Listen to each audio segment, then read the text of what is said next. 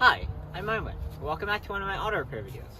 In this video, I'm going to show you how to remove and replace the rear brake pads on a Honda CRV 2014, which also applies to 2011, 2016, 4th generation models. If you want to check out the full brake job, which also includes replacing the disc rotors, I'm also going to be doing a separate video on replacing the disc rotors, or you can check out the full length video on removing and replacing the entire rear brake pads and the rotors, which we'll be doing as a full video.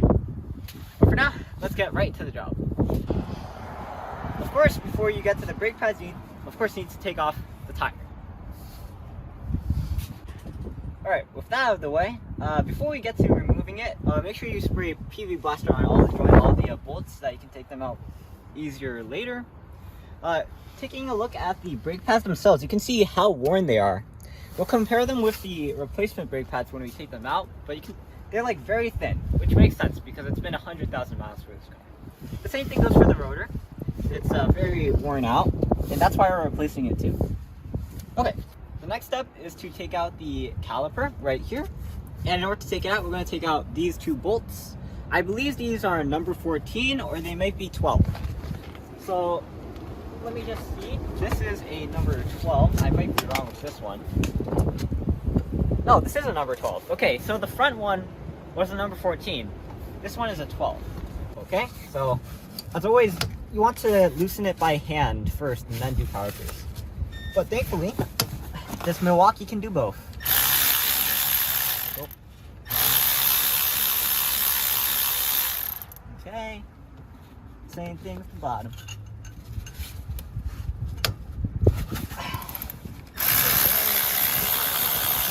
And then, as you can see, these are what the bolts look like. It looks like they're interchangeable, so don't worry about getting them confused.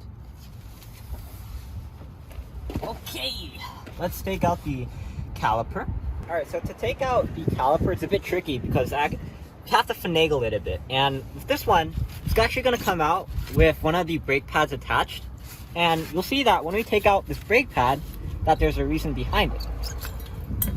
As you can see, when I take that out, this part also gets taken off. But you can see on this actual brake pad that there's teeth that go into the piston right here.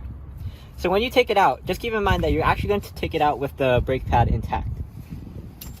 I know a lot of people are going to have trouble with this. So the way that we did it was that when it's on and the brake pad's also on, what's going to happen is that at the top here, there's going to be a hole that you can stick a pry bar through, or a screwdriver, or flathead screwdriver, and then you're going to be able to pry out the caliper by pressing on the brake pad.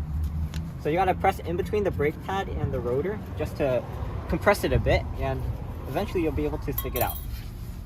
Right, make sure that you keep the spring, because I don't know if they have replacements, but we'll see. So now you want to put this out of the way. Uh-oh, I don't have any good places to put it. I think I'll just put it here.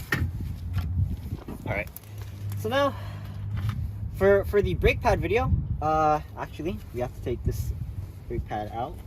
Where's my pry bar? I lost my trusty pry bar, so sad. Anyway, for the brake pad video, we're actually going to pause it because we're going to work on the brake rotor video now. So we'll see you in a bit. Alright, so the next step is to put the clips back on, and then put the brake pads on, and then we're going to put the caliper back on, and then we're going to finish everything up.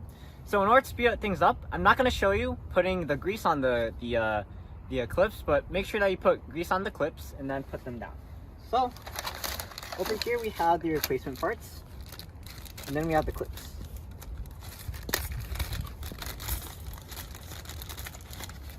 Okay, so they've given us 4.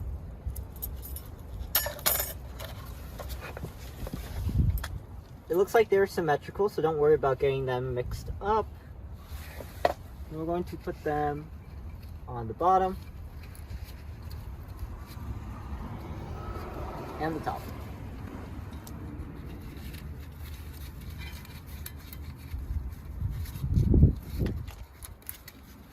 Okay, so I'm going to put grease on this. I'll be right back. So make sure that you compare the new part with the old part to make sure you're putting in the right one. In this case, we're putting these ones that match up instead of this one, which is the by the way, the one with the teeth goes on the inside. It goes inside of the caliper hole, right here. The one without the teeth, these ones, go on the outside. Now, between them, I believe that there are no differences, so don't worry about getting these mixed up.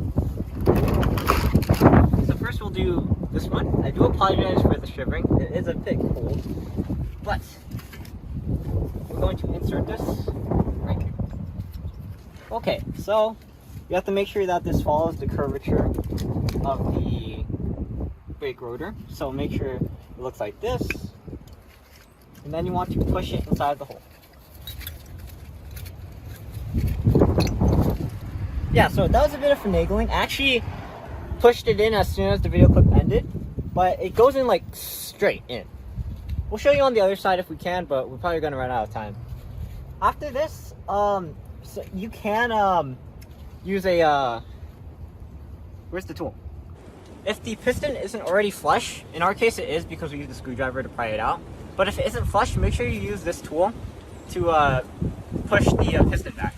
I showed that in my other video. Alright, so now we're going to put the spring on, and this one just angles in there. Right here. Oop. Gotta pull it back.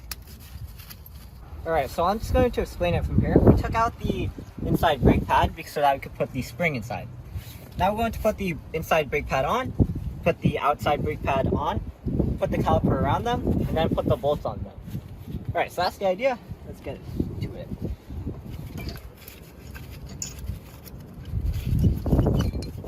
This one's going to be tricky. And then I'm going to end up getting it off video.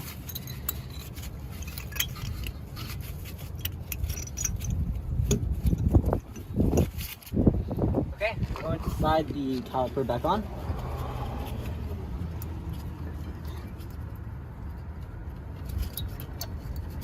And we're going to push back this piston down here so that we can angle it on. Now we're going to put the screws back on. These are actually torqued only to about 16 foot-pounds, which means that you don't need to really put a lot of force on them when you're trying to tighten them.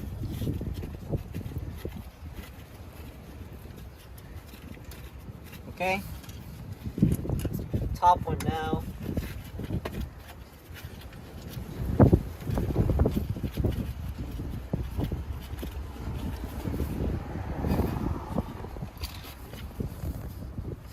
Okay,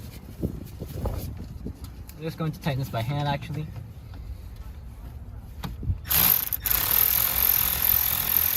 Oh, now I can mention it actually. So over here, you might have seen that the washer right here, this nut, actually spins while you're doing it. So it might be useful to take an open an open wrench and just put a stopper on that washer while it's spinning. But as you can see, when I tighten this Milwaukee, or this bolt, you want to make sure that you don't tighten it too much because it's only 16 foot-pounds. We're going to do the same with the bottom. I'm going to stop it from spinning.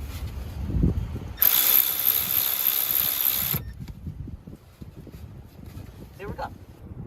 Alright, so that was the removal and replacement of the brake pads on the rear brake pads on a Honda CRV 2014, 2011, 2016, or the 4th generation models. I do apologize for it being very dark at the very end, but I did say that installation was the reverse of removal. So hopefully the video quality won't be affected too much. After this, you want to make sure that you want to go back to the front. You want to make sure that the oil is topped up. Make sure that if it's overflowed, you take a napkin and you take some of that out, put the cap back on, and then you want to put the tire back on, pump the brake a few times so that the fluid circulates, and then take it for a test run on your driveway, not the street, so that you can make sure that the brake works. If you take it out on the street, you might risk breaking your brakes on the street and risking a few lives. So make sure you test it in your driveway, and after that, you're done. I apologize, I can't do it on the other side, but I guess that's all for now. So I'm Aiman, and thanks for watching. If you like or comment, subscribe, and look at our videos on EyeOnAiman, especially the videos on removing and replacing the brakes on the Honda CRV. We've done the front as well, so go check those out if you're interested. And I'll see you there. We also have videos on the Honda Civic, the Honda Accord, and the Honda Insight. And now we're doing videos on the Honda CRV. So Honda is the best. But anyway, I'm Aiman, and signing out.